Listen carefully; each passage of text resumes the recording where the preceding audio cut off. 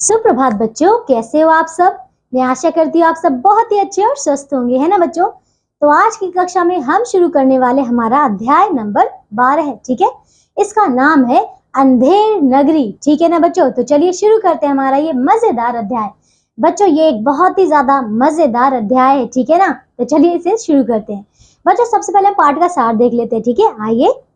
राजा सुगठित प्रशासन और न्याय के लिए जाना जाता है ना। किंतु किस राज्य का राजा विवेकहीन और मूर्ख होता है, वह अपनी पूरी प्रजा के लिए न केवल कष्ट का कारण बनता है अपितु उनके नाश का आधार भी बन जाता है।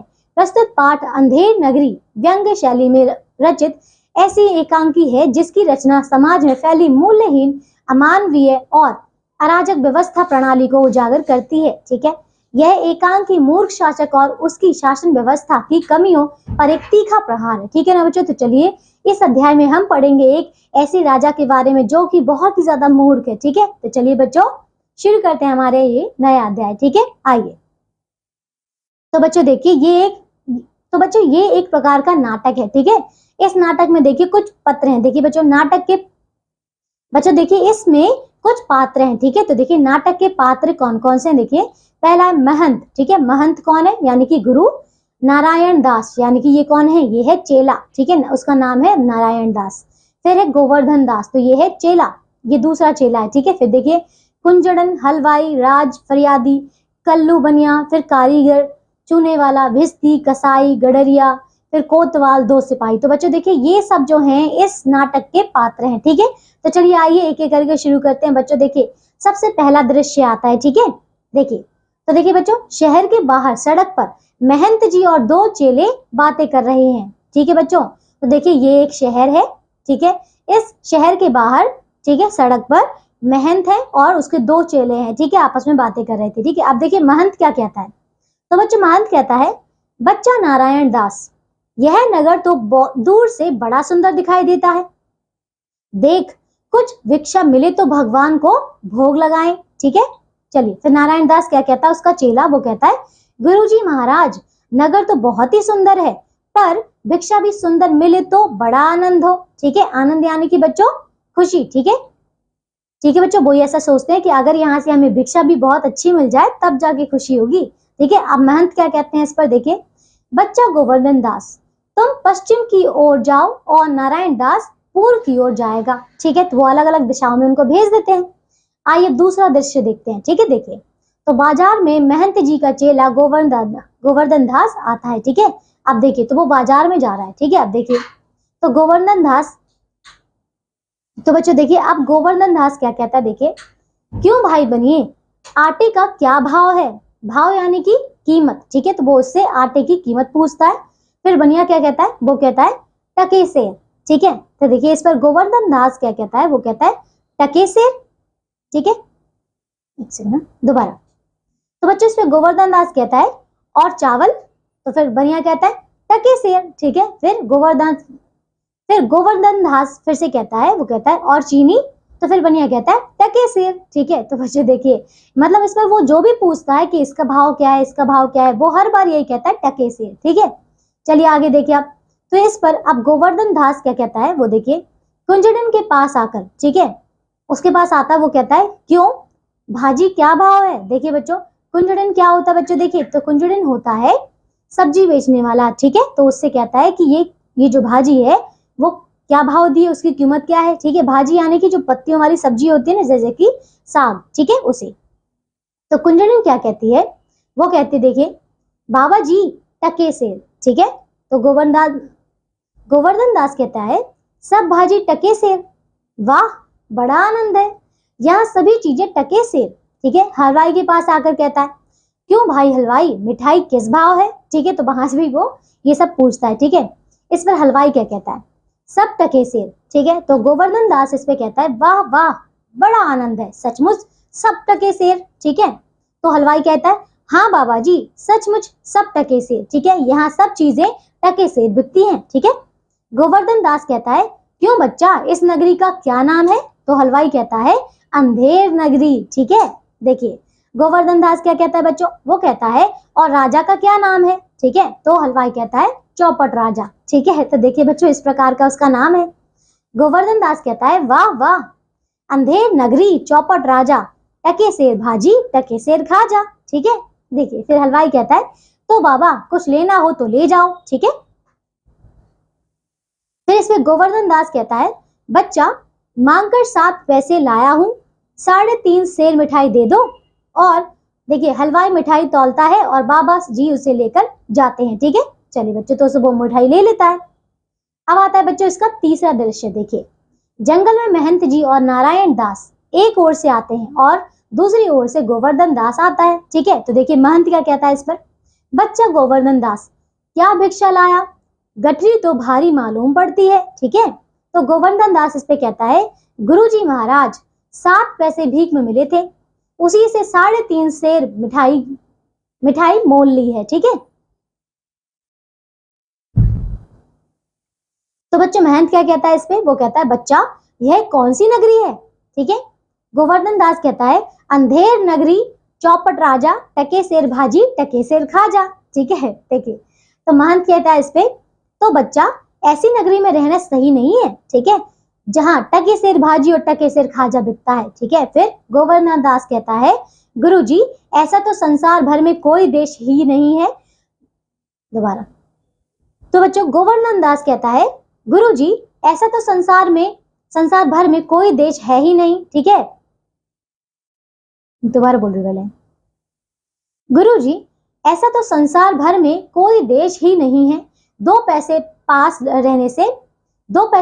रहने से मजे में पेट भरता है, मैं तो इस नगरी को छोड़कर नहीं जाऊंगा। ठीक है, उसने ऐसा कहा, किसने, गोवर्धन दास ने, क्योंकि उसको लालच आ गया था। ठीक है, अब देखिए इसमें महंत क्या कहता है, तो महंत कहता है देख बच्चा मैं तो इस नगरी में अब 1 मिनट भी नहीं रहूंगा। ठीक है, देख मेरी बात मान, नहीं तो पीछे पछताएगा। ठीक है, तो महंत उसको समझाते हैं कि ऐसा मत कर और चल मेरे साथ। ठीक है, मैं तो जाता हूँ पर इतना कह ही देता हूँ कि कभी संकट पड़े तो याद करना। ठीक है, तो गुरुजी उसको कहते हैं कि कभी भी संकट आए अगर तो मुझे याद करना। ठीक है, क्योंकि वो मना कर देता है कि बोलता है कि मैं नहीं जाऊंगा। ठीक है, महंत जी नारायण दास के साथ चले जाते हैं। ठीक है, और गोवर्धन दास बैठकर मिठाई खाने लगता है। ठीक है, चलिए बच्चों अब आता है चौथा दृश्य। देखो बच्चों राजसभा में राजा मंत्री सभी नौकर ठीक है यथास्थान बैठे हैं, पर्दे के पीछे दुहाई है की ध्वनि सुनाई देती है। ठीक है बच्चों, चलिए तो अब यहाँ पे राजा क्या कहता है, क्या हुआ।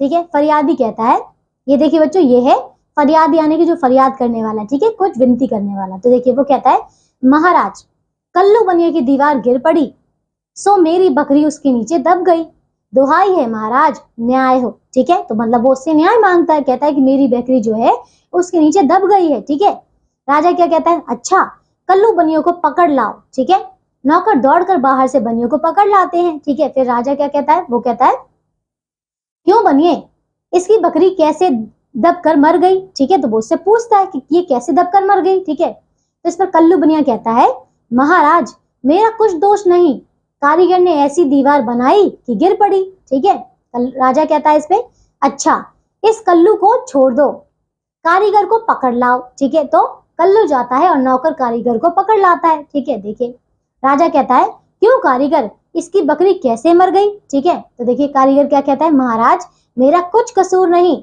चूने वाले ने चूना ही ऐसा खराब बनाया कि दीवार गिर पड़ी। ठीक है, फिर राजा कहता है अच्छा उस चूने वाले को बुलाओ। ठीक है, तो कारीगर निकाला जाता है, चूने वाला पकड़कर लाया जाता है। ठीक है, चलिए अब राजा कहता है क्यों चूने वाले तुमने खराब चूना क्यों दिया। ठीक है, तो चूने वाला कहता है महाराज मेरा कुछ दोष नहीं, भिश्ती ने चूने में पानी ज्यादा डाल दिया इसलिए चूना कमजोर हो गया होगा। ठीक है, राजा कहता है अच्छा उस भिश्ती को लाओ। ठीक है, फिर चूने वाला निकाला जाता है और भिश्ती वाला लाया जाता है। ठीक है, चलिए इस पर राजा फिर कहता है क्यों भिश्ती इतना पानी क्यों डाल दिया कि इसकी दीवार गिर पड़ी और बकरी दब गई। ठीक है, फिर इस पर भिश्ती कहता है कि महाराज गुलाम का कोई कसूर नहीं। ठीक है, कसाई ने मशक इतनी बड़ी बना दी थी कि उसमें पानी ज्यादा आ गया। ठीक है, अब देखिए राजा कहता है अच्छा कसाई को लाओ, भिश्ती को निकालो। ठीक है,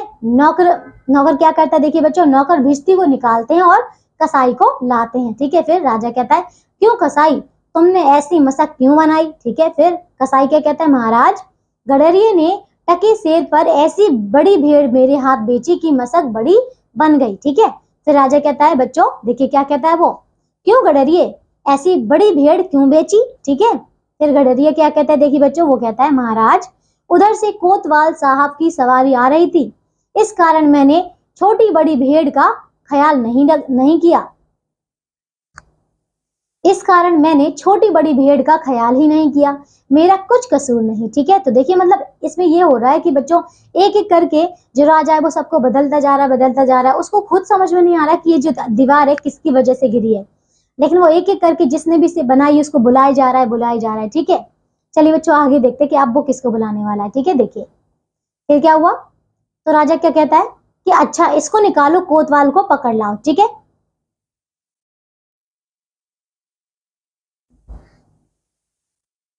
ठीक है, तो देखिए आप क्या तो बच्चों देखिए अब राजा क्या कहता है कि अच्छा इसको निकालो, कोतवाल को पकड़ लाओ। ठीक है, तो गडरिया निकाला जाता है, कोतवाल पकड़कर लाया जाता है। ठीक है, फिर देखिए राजा फिर कहता है क्यों कोतवाल तुमने ऐसी शानदार सवारी क्यों निकाली कि गडरिया ने घबरा कर बड़ी भेड़ बेच दी। ठीक है, फिर कोतवाल कहता है महाराज मैंने कोई कसूर नहीं किया, मैं तो शहर के इंतजाम के लिए जाता था। ठीक है, देखिए फिर मंत्री कहता है कि आप ही आप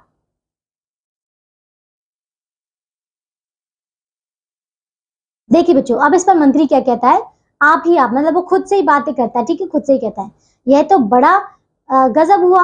ठीक है, ऐसा ना हो कि ये बेवकूफ इस बात पर सारे नगर को फूंक दे या फांसी दे दे। तो देखिए बच्चों वो जो मंत्री है वो अपने आप में ऐसे बड़बड़ाता है कि ये तो जो राजा बड़ा ही मूर्ख है, कहीं ऐसा ना हो कि पूरे ही नगर को मतलब फांसी पे चढ़ा दे। ठीक है, अब देखिए कोतवाल से कहता है नहीं तुमने इतनी धूप से, देखिए बच्चों तो वो कोतवाल से कहता है कि नहीं तुमने इतनी धूप से सवारी क्यों निकाली, दोबारा बोल रही हूँ ना, नहीं तुमने इतनी धूम से सवारी क्यों निकाली। ठीक है, फिर राजा कहता है हाँ हाँ तुमने ऐसी धूम से सवारी क्यों निकाली कि बकरी मर गई। ठीक है, फिर देखिए कोतवाल कहता है महाराज महाराज, राजा क्या कहता है इस पर, कुछ नहीं महाराज महाराज, ले जाओ कोतवाल को, इसे जल्दी फांसी पर चढ़ा दो। ठीक है, कोतवाल को पकड़कर ले जाया जाता है। ठीक है बच्चों देखिए तो कहां से जो कारीगर था, ठीक है जो कारीगर था बनाने वाला, उससे जाकर हम कोतवाल तक आ गए। ठीक है, अब देखिए आगे बच्चों अब आता है हमारा पांचवा दृश्य। देखिए तो गोवर्धन दास जंगल में बैठा मिठाई खा रहा है। ठीक है, अब देखिए आगे तो बच्चों देखिए गोवर्धन दास क्या कहता है, आप गुरुजी ने हमको नाहक यहाँ रहने को मना किया था। देखिए बच्चों नाहक का क्या अर्थ होता है, ये देखिए नाहक का अर्थ होता है बिना कारण। ठीक है, तो देखिए वो अपने आप से ही बातें करता है कि जो गुरुजी हैं, गुरुजी ने हमें बिना कारण ही यहाँ रहने को मना करा था। ठीक है, माना कि देश बहुत बुरा है पर अपना क्या, हम किसी राजकाज में थोड़े ही है कि कुछ डर हो। ठीक है, चार सिपाही चारों ओर से आकर उसको पकड़ लेते हैं। ठीक है, अब देखिए क्या होता है फिर पहला सिपाही क्या कहता है, चल मिठाई खाकर खूब मोटा हो गया है, आज मजा मिलेगा। ठीक है, फिर देखिए गोवर्धन दास क्या कहता है, तो बच्चों देखिए जो गोवर्धन दास वहां पे मिठाई खा रहा था बैठा बैठा, अब क्या हुआ, चार सिपाही आए उसको पकड़ कर ले गए। तो वो एक सिपाही क्या कहता है, वो कहता है कि यहाँ पे बैठा बैठा मिठाई खा रहा था, मोटा हो गया है, और अब चल अब मजा मिलेगा। ठीक है, तो इस पर गोवर्धन दास कहता है घबरा कर, यह आफत कहाँ से आई, अरे भाई मैंने तुम्हारा क्या बिगाड़ा है जो मुझे पकड़ते हो। ठीक है, तो इस पर दूसरा सिपाही कहता है आप बड़े मोटे हैं इसलिए फांसी लगेगी। ठीक है बच्चों देखिए तो उसके फांसी होने की उसको सजा मिल रही थी। अब देखिए गोवर्धन दास कहता है मोटा होने से फांसी, यह कहाँ का न्याय है, अरे साधुओं से हंसी नहीं की जाती। ठीक है, फिर पहला सिपाही कहता है जब सूली पर चढ़ जाओगे तब मालूम होगा कि फांसी है या हंसी। ठीक है, सीधी तरह चलते हो कि घसीट कर ले चले। ठीक है, तो मतलब वो उसे चिल्लाकर कहते हैं ऐसे। चलिए अब गोवर्धन दास क्या कहता है इस पर, बात क्या है, एक साधु आदमी को बिना बात के फांसी पर चढ़ाना चाहते हो। ठीक है, पहला सिपाही कहता है बात यह है कि कल कोतवाल को फांसी का हुक्म हुआ था। ठीक है, हुक्म यानी कि आदेश। ठीक है, अब देखिए जब फांसी देने के लिए उसे ले गए तो फांसी का फंदा बहुत बड़ा निकला क्योंकि कोतवाल साहब दुबले हैं। ठीक है, अब देखिए वो जो कोतवाल था बहुत ही ज्यादा पतला था, सो उसका जो फांसी का फंदा था वो काफी बड़ा हो गया था। अब देखिए हम लोगों ने महाराज से अर्ज की, इस पर हुक्म हुआ कि एक मोटा आदमी पकड़कर फांसी दे दो। ठीक है, क्योंकि बकरी मरने के अपराध में किसी ना किसी को सजा होनी जरूरी है, ठीक है, नहीं तो सच्चा न्याय ना होगा, ठीक है ना बच्चों। तो देखिए तो गोवर्धन दास चिल्लाता है, सिपाही उसे पकड़कर ले जाते हैं। बच्चों आप देख रहे हैं इस चित्र में क्या हो रहा है, सारे सिपाही उस गोवर्धन दास को पकड़कर ले जा रहे हैं, ठीक है। अब देखिए आगे, अब आता है बच्चों छठा दृश्य, देखिए शमशान में गोवर्धन दास को पकड़े हुए सिपाहियों का प्रवेश होता है, ठीक है। अब देखिए तो बच्चों अब इस पे गोवर्धन दास क्या कहता है, हाय बाप रे, मुझ बेकसूर को क्यों फांसी दे रहे हो, अरे भाइयों कुछ तो धर्म का ख्याल करो, अरे मुझे छोड़ दो। रोता है और छूटने का प्रयत्न करता है, ठीक है, वो जो गोवर्धन दास है ना वो रोता भी है और खुद को छुड़ाने का प्रयास भी करता है। देखिए हाय, मैंने गुरुजी का कहना ना माना, मैंने गुरुजी का कहना ना माना, उसी का फल है। गुरुजी कहाँ हो, गुरुजी तो गुरुजी आते हैं, ठीक है ना बच्चों, मतलब वो गुरुजी को याद करता है तो गुरुजी आते हैं। फिर तो महंत क्या कहता है, अरे बच्चा गोवर्धन दास तेरी यह क्या दशा है, ठीक है। तो महंत उससे कहते हैं, अब देखिए फिर इस पे गोवर्धन दास कहता है, मैंने आपका कहा नहीं माना, यह उसी का फल मिला। पैर पकड़कर रोता है, ठीक है, उसको ये पता चलता है कि मैं ऐसे नगर में हूँ जहाँ का राजा ही मूर्ख है, तो फिर ये परेशानियां तो होगी, तो वो महंत के पैर पकड़ लेता है और रोता है, ठीक है। अब देखिए इस पर महंत क्या कहते हैं बच्चों, देखिए कोई चिंता नहीं, नारायण सब ठीक करेंगे, ठीक है। भौएं चढ़ाकर सिपाहियों से कहता है वो, ठीक है, क्या कहता है बच्चों, सुनो मुझे शिष्य को अंतिम उपदेश देने दो, ठीक है, तुम लोग जरा किनारे हो जाओ, ठीक है। तो वो उपदेश देने के लिए कहते हैं, ठीक है। अब पहला सिपाही क्या कहता है, महाराज हम हट जाते हैं, ठीक है, आप जरूर उपदेश दीजिए, ठीक है। सिपाही हट जाते हैं। गुरुजी चेले को कान में कुछ समझाते हैं, ठीक है। तो चलिए बच्चों देखते हैं कि उसने क्या समझाया चेले के कान में। गोवर्धन दास इस पे कहता है, तब तो गुरुजी हम अभी फांसी पर चढ़ेंगे, ठीक है। तो देखिए तो महंत क्या कहता है, नहीं बच्चा हमने इतना समझाया है, नहीं मानता, दोबारा, नहीं बच्चा हमने इतना समझाया नहीं मानता, हम बूढ़े हुए हमको चढ़ने दो। तो देखिए बच्चों वो क्या करते फिर आपस में ही ना वो लड़ झगड़ने लग जाते हैं कि अभी ऐसे तुम चढ़ो फिर हम चढ़ो, मतलब वो नाटक करते, ठीक है, कि तू चढ़ेगा या मैं चढ़ूंगा, ठीक है, इस प्रकार से। अब देखिए फिर गोवर्धन दास कहता है, स्वर्ग जाने में बूढ़ा जवान क्या आप सिद्ध हैं, आपको गति अवगति से क्या, मैं फांसी पर चढ़ूंगा, ठीक है। इस प्रकार दोनों झगड़ते हैं, सिपाही परस्पर चकित होते हैं, ठीक है। अब देखिए तो पहला सिपाही क्या कहता है, भाई यह क्या मामला है, कुछ समझ में नहीं आता, ठीक है। राजा मंत्री और कोतवाल आते हैं, ठीक है। अब इस पर जब वो झगड़ते हैं ना तो आपस में फिर राजा मंत्री और कोतवाल आ जाते हैं, ठीक है। अब देखिए राजा क्या कहता है, वो कहता है यह क्या गोलमाल है, ठीक है। दूसरा सिपाही कहता है, महाराज चेला कहता है कि मैं फांसी पर चढ़ूंगा, गुरु कहता है कि मैं फांसी पर चढ़ूंगा, ठीक है, कुछ मालूम नहीं पड़ता क्या बात है, ठीक है। फिर देखिए राजा कहता है, बच्चों राजा क्या कहता है, देखिए गुरु से कहता है, ठीक है, देखिए बाबा जी बताइए आप फांसी पर क्यों चढ़ना चाहते हैं, ठीक है। तो महंत कहता है, महाराज इस समय ऐसी शुभ घड़ी है कि जो मरेगा सीधा स्वर्ग जाएगा, ठीक है, मतलब वो राजा को उल्लू बनाता है, ठीक है। उससे कहता है कि इस समय जो भी मरा वो सीधे स्वर्ग में जाएगा, ठीक है। तो मंत्री क्या कहता है, देखिए वो कहता है तब तो हम भी फांसी पर चढ़ेंगे। तो देखिए अब मंत्री चढ़ना चाहता है फांसी पे, फिर गोवर्धन दास कहता है नहीं हम, ठीक है, हमको हुक्म है, ठीक है। कोतवाल कहता है हम लटकेंगे, हमारे कारण ही तो दीवार गिरी थी, ठीक है। फिर राजा कहता है चुप रहो सब लोग, राजा के जीते जी कौन स्वर्ग जा सकता है, हमको फांसी चढ़ाओ जल्दी जल्दी, ठीक है। राजा को लोग फांसी पर चढ़ाते हैं, ठीक है। फिर पर्दा गिरता है। तो बच्चों समझ आए, ये देखिए अंत में दोबारा, तो देखिए बच्चों ये देख सकते हैं इसमें राजा जो है फांसी पर चढ़ जाता है, ठीक है बच्चों। तो देखिए ये एक बहुत ही ज्यादा अच्छी, बहुत ही ज्यादा मजेदार कहानी थी कि इसमें एक मूर्ख राजा था जो कि अपनी प्रजा का मतलब वो हित अनित जानता ही नहीं था, ठीक है। तो उसने क्या किया, वो अहित ही करता था, लेकिन अंत में क्या हुआ, गुरु और चेले ने मिलकर राजा को फांसी पर चढ़वा दिया, ठीक है। चलिए बच्चों तो देखिए इसके शब्दार्थ जो हैं वो तो हम कर चुके हैं ना। आइए बच्चों अब हम देखते हैं कि हमने इस पाठ से क्या सीखा, ठीक है।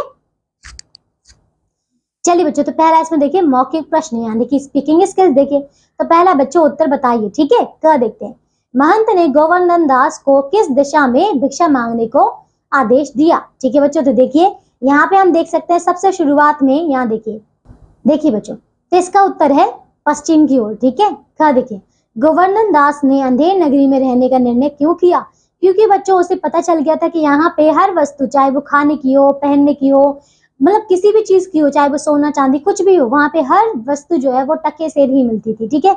इसी वजह से वो ये सोचता था कि मैं टके सेर में बहुत अच्छी अच्छी वस्तुएं खरीद सकता हूँ, अच्छा अच्छा खाना खा सकता हूँ, ठीक है, ये सोच रहा था, इसीलिए वो नहीं गया। देखिए, कल्लू बनिया ने स्वयं को बचाने के लिए किस पर आरोप लगाया, ठीक है। तो देखिए कल्लू बनिया, एक सेकेंड ना, देखिए बच्चों, तो ग का उत्तर है कल्लू बनिया ने किस पर आरोप लगाया था, तो कारीगर पे, ठीक है बच्चों। देखिए, राजा कोतवाल को फांसी पर क्यों चढ़ाना चाहता था, बताइए बच्चों। क्योंकि जो आप कह सकते हैं कि बताया गया था कि जो मशक बनाने वाला था ना, मशक बनाने वाले ने कोतवाल पर ऐसा आरोप लगाया था, ठीक है, कि उसने बड़ी भेड़ दी थी, ठीक है। इसी वजह से जो मशक बनी थी ना वो ज्यादा बड़ी हो गई थी, इसीलिए उसमें ज्यादा पानी आ गया था। तो बस आप समझ सकते हैं बच्चों कि ये कोतवाल जो था उसको जिम्मेदार माना जा रहा था उस दीवार को गिरने का, इसीलिए राजा ने ये निर्णय लिया कि इसी को फांसी पर चढ़ाया जाएगा, ठीक है बच्चों। आइए अब हम करते हैं बहुवैकल्पिक प्रश्न यानी कि एमसीक्यूज। देखिए, तो दूसरा प्रश्न है बच्चों, सही उत्तर चुनिए, ठीक है। देखिए, अंधेरी नगरी में सारी चीजें किस भाव बिकती थी, तो देखिए बच्चों टके से, ठीक है, तो ये है दूसरा। देखिए, बकरी किसकी थी, बताइए बच्चों, किसकी थी, कोतवाल की, ठीक है ना। देखिए बच्चों, बकरी किसकी थी, तो फरियादी की, ठीक है। देखिए बच्चों, गोवर्धन दास को भिक्षा में कितने पैसे मिले थे, बताइए बच्चों कितने, तो 7 पैसे, ठीक है। चलिए, अब देखिए, किसकी दीवार गिरने से बकरी मरी, बताइए बच्चों, तो किसकी बच्चों देखिए बच्चों, तो ये है इसका पहला, कल्लू बनिए की, ठीक है। चलिए आइए अगला करते हैं, अब है लिखित प्रश्न यानी कि राइटिंग स्किल्स। देखिए, तो बच्चों तीसरा प्रश्न है, रिक्त स्थान भरिए, ठीक है। देखिए, बच्चा डैश क्या लाया है, ठीक है। तो देखिए, ये गुरुजी बोल रहा था कि बच्चा गोवर्धन दास क्या भिक्षा लाया है, ठीक है। देखिए, इस डैश में अब एक डैश भी नहीं रहूंगा, ठीक है, तो क्या है, देखिए बच्चों, तो इसका उत्तर है कि इस नगरी में अब एक पल भी नहीं रहूंगा, ठीक है। देखिए, महाराज डैश ने इतनी बड़ी बनाई क्या, देखिए महाराज किसने, मशक वाले है ना, देखिए कौन था वो, भिश्ती था, है ना। तो महाराज भिश्ती ने, एक सेकेंड ना चेक कर लेती हूँ। देखिए बच्चों, तो इसका उत्तर हो जाएगा महाराज किसने, कसाई ने मशक कितनी बड़ी बनाई, ठीक है। देखिए, कल डैश को डैश का हुक्म हुआ था, किसको, तो कल किसको बच्चों बताइए, देखिए बच्चों, तो कल कोतवाल को फांसी का हुक्म हुआ था, ठीक है। चलिए अब इसका चौथा प्रश्न करते हैं, संक्षिप्त उत्तर लिखिए, ठीक है। देखिए, महंत अंधेरी नगरी छोड़कर क्यों चले गए, क्योंकि बच्चों वो जानते थे कि यहाँ का जो राजा है वो बहुत ही कैसा है, मूर्ख है, ठीक है, उसका नाम ही कैसा है, चौपट राजा, ठीक है। और ये जो नगरी है बहुत ही ज्यादा अंधेर है, मतलब इसमें आप कह सकते हैं कि कुछ भी गलत हो सकता है ना। इसी वजह से वो समझ चुके थे यहाँ पे रहना सही नहीं है, ठीक है। देखिए, फरियादी ने क्यों और किसके खिलाफ शिकायत की, ठीक है। तो देखिए, फरियादी ने किसके खिलाफ, देखिए, तो फरियादी ने जो वहां का आप कह सकते हैं कल्लू बनिया था, ठीक है, क्योंकि उसकी दीवार गिर पड़ी थी, बस होने वाला थोड़ी देर में, ठीक है। देखिए बच्चों, तो फरियादी ने बच्चों जो कल्लू बनिया था, ठीक है, क्योंकि उसकी दीवार गिर पड़ी थी, तो फरियादी ने क्यों और किसके खिलाफ शिकायत की, तो फरियादी की बकरी जो थी एक दीवार के नीचे दब कर मर गई थी, और उस दीवार का जो मालिक था वो था कल्लू बनिया, ठीक है। तो कल्लू बनिया के खिलाफ शिकायत की थी इसलिए क्योंकि उसकी बकरी मर गई थी, क्योंकि उसकी बकरी मर गई थी, ठीक है। देखिए बच्चों, राजा ने कल्लू बनिए को पकड़ कर लाने को क्यों कहा, क्योंकि बच्चों राजा ऐसा मानता था कि ये जो बकरी है उसी की वजह से मरी है, क्योंकि उसी की दीवार थी, उसी के गिरने से उसकी बकरी मरी है, और वो न्याय करना चाहता था, इसलिए उसने उसको पकड़ के लाने के लिए कहा, ठीक है। आइए बच्चों, अब हम करते हैं व्याकरण से, ठीक है। देखिए, जो शब्द हर्ष, शोक, घृणा, आश्चर्य, भय आदि भाव को प्रकट करते हैं उन्हें विस्मयादि बोधक शब्द कहा जाता है, ठीक है, जैसे कि आहा, हाय, छी इत्यादि, ठीक है। हिंदी में निम्नलिखित प्रकार के विस्मयादि बोधक शब्द होते हैं, ठीक है, जैसे कि पहला है हर्ष सूचक, जैसे कि आहा, शाबाश, वाह वाह आदि, ठीक है। दूसरा देखिए, शोक सूचक, जैसे कि हाय, आह, ओहो, काश आदि, ठीक है। तीसरा देखिए, घृणा सूचक, जैसे कि छी छी, धत इत्यादि, ठीक है। चौथा देखिए, आश्चर्य सूचक, जैसे कि ओह, अरे, क्या, सच इत्यादि, ठीक है। पांचवा देखिए, संबंधन सूचक, दोबारा संबोधन सूचक, ठीक है बच्चों। देखिए जैसे कि अरे, ओ, हे इत्यादि, ठीक है। चलिए बच्चों इसका पहला प्रश्न करते हैं। विस्मयादि बोधक शब्दों द्वारा वाक्य पूर्ण कीजिए, ठीक है। देखिए जैसे कि क्या आएगा इसमें बच्चों, देखिए बच्चों, इसमें आ जाएगा अरे वाह, बड़ा आनंद है, सचमुच सब टके शेर, ठीक है बच्चों। तो ये है अरे वाह, बड़ा आनंद है, सचमुच सब टके शेर, ठीक है। क्या देखिए आप, तो देखिए बच्चों ये हो जाएगा अरे, साधुओं से हंसी नहीं की जाती, ठीक है। क्या देखिए क्या आ जाएगा इसमें, डैश डैश, फिर मुझ बेकसूर को क्यों फांसी दे रहे हो, ठीक है। तो देखिए क्या आ जाएगा, ये आश्चर्य वाला, अरे अरे, मुझ बेकसूर को क्यों फांसी दे रहे हो, ठीक है। देखिए क्या आ जाएगा इसमें, डैश डैश, यह आम तो सड़ा हुआ है, ठीक है। देखिए अरे अरे अरे, ये तो आम सड़ा हुआ है, ठीक है। क्या देखिए आप, क्या हो जाएगा, यहाँ पर वस्तु टके शेर के भाव बिकती है, ठीक है। तो क्या बोल सकते हैं, अरे यहाँ तो वस्तु टके शेर भाव मिलती है, ठीक है। चलिए बच्चों आगे देखिए आप, वाक्यों में आए विराम को प्रकट करने के लिए जिन चिन्हों का प्रयोग किया जाता है उन्हें विराम चिन्ह कहते हैं, ठीक है। आइए कुछ विराम चिन्हों का विषय में जानते हैं, ठीक है। देखिए तो पहला है अल्प विराम, ठीक है। तो पढ़ते या बोलते समय वाक्य में जहां थोड़े समय के लिए रुका जाता है, लिखने के दौरान वहां अल्प विराम का प्रयोग किया जाता है, ठीक है। जैसे कि अच्छा, इस कल्लू को छोड़ दो, कारीगर को पकड़ो, ठीक है। तो बाबा कुछ लेना हो तो ले जाओ, ठीक है। फिर पूर्ण विराम देखिए दूसरा कौन सा है, पूर्ण विराम वाक्य की समाप्ति पर लगाया जाता है, जैसे कि कल कोतवाल को फांसी का हुक्म हुआ था, ठीक है। प्रश्न सूचक देखिए बच्चों, प्रश्न पूछने वाले वाक्यों में पूर्ण विराम के स्थान पर प्रश्नवाचक चिन्ह लगाया जाता है, जैसे कि मुझे फांसी क्यों दे रहे हो, ठीक है। विस्मय सूचक देखिए, आश्चर्य, घृणा, प्रेम, शोक, दुख, उत्साह आदि भाव को व्यक्त करने में तथा कभी कभी संबोधन के लिए भी विस्मय सूचक चिन्हों का प्रयोग किया जाता है, ठीक है। जैसे कि शाबाश, तुमने कर दिखाया, ठीक है। छी छी, यह पानी कितना गंदा है, सुनो ऐसा मत करो, ठीक है। योजक चिन्ह देखिए बच्चों, शब्द युग्मों के बीच में या तुलना करने के लिए योजक चिन्हों का प्रयोग किया जाता है, जैसे कि बार बार, ऊंच नीच, माता पिता, चांद सा मुकुड़ा आदि, ठीक है। चलिए बच्चों इसका दूसरा प्रश्न करते हैं। निम्नलिखित वाक्यों में उचित विराम चिन्ह लगाकर वाक्य दोबारा लिखिए, ठीक है। क्या देखिए, हमको जल्दी जल्दी फांसी पर चढ़ाओ, ठीक है। तो क्या हो जाएगा इसमें, आपको विराम चिन्ह लगाने हैं ना। तो क्या हो जाएगा, हमको जल्दी जल्दी, यहाँ पे क्या आ जाएगा बच्चों, ये आ जाएगा इसमें, देखिए ये वाला चिन्ह, कौन सा, योजक चिन्ह, ठीक है। तो ये देखिए जल्दी जल्दी के बीच में यहाँ पे आ जाएगा योजक चिन्ह, ठीक है। हमको जल्दी जल्दी फांसी पर चढ़ाओ, ठीक है। क्या देखिए, राजा के जीते जी कौन स्वर्ग जा सकता है, ठीक है। तो राजा के जीते जी, इसके बाद आ जाएगा आपका अल्प विराम, ठीक है। यहाँ पे आ जाएगा आपका अल्प विराम, ठीक है। अब देखिए ग, हाय, मुझे क्यों फांसी पर चढ़ा रहे हो, तो ये आ जाएगा बस बच्चों, यहाँ पे आ जाएगा हाय के आगे विस्मयादि बोधक चिन्ह, ठीक है। अब देखिए बच्चों घ, महाराज मेरा कुछ दोष भिश्ती ने दोबारा, महाराज मेरा कुछ दोष नहीं, भिश्ती ने चूने में पानी अधिक डाल दिया। तो देखिए बच्चों महाराज, ठीक है, महाराज मेरा कुछ दोष नहीं, नहीं के आगे यहाँ पे आ जाएगा कौन सा, अल्प विराम, ठीक है।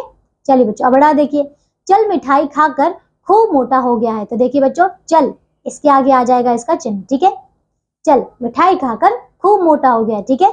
चलिए तीसरा प्रश्न करते हैं बच्चों, नीचे दिए गए वाक्यों में से प्रविशेषण शब्द चुनकर लिखिए, ठीक है। क्या देखिए, गोवर्धन दास बहुत मोटा था। तो देखिए मोटा था ये क्या है, विशेषण है, लेकिन बहुत मोटा था ये है प्रविशेषण, ठीक है। चलिए क्या देखिए, यह स्थान अत्यंत मनोरम है। तो मनोरम है तो ये विशेषण है, लेकिन अत्यंत मनोरम है ये है इसका प्रविशेषण, ठीक है। चलिए अब देखिए ग, तुम्हारी गठरी बड़ी भारी लग रही है, ठीक है। तो देखिए भारी लग रही है तो ये तो ठीक है, ठीक है, लेकिन बड़ी भारी लग रही है ये क्या है, इसका प्रविशेषण, ठीक है। घ देखिए, तुमने बड़ा स्वादिष्ट भोजन बनाया। तो देखिए बनाया, ठीक है, भोजन बनाया ठीक है, लेकिन स्वादिष्ट भोजन बनाया, बड़ा स्वादिष्ट, ये क्या है इसका प्रविशेषण, ठीक है। चलिए बच्चों आइए इसका चौथा प्रश्न करते हैं। उपयुक्त विभक्ति चिन्ह द्वारा रिक्त स्थान भरिए, ठीक है। कर देखिए, दीवार, देखिए बच्चों तो ये हो जाएगा दीवार से दबकर, दोबारा, दीवार से बकरी दबकर मर गई, ठीक है। ख देखिए, विस्ती ने चूने में पानी ज्यादा डाल दिया। ग देखिए, फांसी का फंदा बड़ा निकला, ठीक है। घ देखिए किसी मोटे आदमी को पकड़ कर लाओ, ठीक है। ड़ देखिए सैनिकों हमें फांसी पर चढ़ाओ, ठीक है। च देखिए हे प्रभु यह तो बड़ा अंधेर है, ठीक है, यह तो बड़ा अंधेर है, ठीक है। छ देखिए सब्जी रखने के लिए बर्तन लाओ, ठीक है। ज देखिए वह दोस्तों, देखिए बच्चों, तो वह दोस्तों से खेलने गया है, ठीक है। चलिए बच्चों आगे देखिए, अब है विषय संवर्धन गतिविधि यानी कि क्रिएटिव स्किल्स। देखिए तो पहला है क्या है, देखिए यदि सचमुच ऐसा हो जाए कि सारी वस्तुएं एक ही भाव में मिलने लगे तो क्या होगा, ठीक है। सोच कर लिखिए, ठीक है बच्चों, तो आप अपने शब्दों में लिख सकते हैं, ठीक है ना। देखिए बच्चों वैसे तो बहुत ही आसान हो जाएगा, है ना, कई सारी चीजें एक भाव में लेने के लिए, है ना, लेकिन बच्चों कई सारी मुसीबतें भी आ जाएंगी, है ना। बच्चों आप अपने शब्दों में लिखेंगे, ठीक है। दूसरा देखिए इस नाटक का मंचन कीजिए अथवा वर्तमान समाज की किसी बुराई पर एक लघु नाटिका लिखिए और उसका मंचन विद्यालय में कीजिए, ठीक है बच्चों।